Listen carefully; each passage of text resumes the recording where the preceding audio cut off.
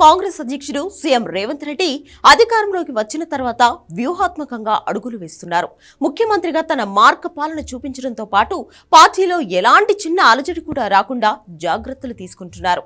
ఆయన తీసుకుంటున్న నిర్ణయాలు, కనిపిస్తున్న దృశ్యాలు అదే చెప్తున్నాయి కూడా. కాంగ్రెస్ అంటేనే అంతర్గత ప్రజాస్వామ్యం ఎక్కువ అనే పేరు ఉంది. అందుకే సీఎం అయినప్పటి నుంచి అందరినీ కలుపుకు వెళ్లే ప్రయత్నం చేస్తున్నారు రేవంత్.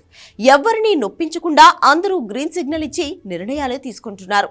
ప్రతి విషయంలో పార్టీలోని సీనియర్ నాయకులను సంప్రదిస్తూ అందరి ఆమోదాన్ని తీసుకునే తన నిర్ణయాలను ప్రకటిస్తున్నారు. పార్టీలో తనకు శత్రువుడు ఎవరూ తయారు కాకుండా జాగ్రత్తలు తీసుకుంటున్నారు. మిగతా సంగతి ఎలా ఉన్నా డిప్యూటీ సీఎం భట్టి విక్రమార్క విషయంలో మరిన్ని జాగ్రత్తలు తీసుకుంటున్నారు రేవంత్. ప్రతి నిర్ణయంలో భట్టి విక్రమార్కను భాగస్వామ్యం చేస్తున్నారు.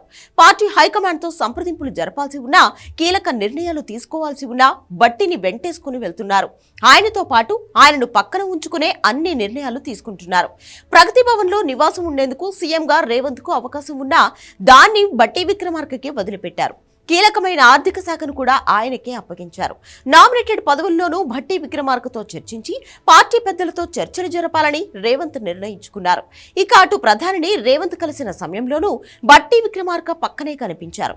ఇలా పదవులు వేరు కావచ్చు, కానీ అందరం ఒకటే అనే సంకేతాలను అటు జనాలతో పాటు పార్టీ వర్గాల్లోకి తీసుకెళ్తున్నారు రేవంత్. అయితే భట్టి విక్రమార్కకు ప్రాధాన్యత పెంచడం వెనుక రకరకాల కారణాలు వినిపిస్తున్నాయి. నిర్ణయాల విషయంలో ఏదైనా తేడా వస్తే మొదటిగా భట్టి నుంచే ఎక్కువ ముప్పు ఉంటుందని రేవంత్ గ్రహించారనే టాక్ వినిపిస్తోంది. అందుకే ప్రతి విషయంలో ఆయనకు ఆ స్థాయిలో ప్రాధాన్యత ఇస్తున్నారనే గుసగుసలు వినిపిస్తున్నాయి.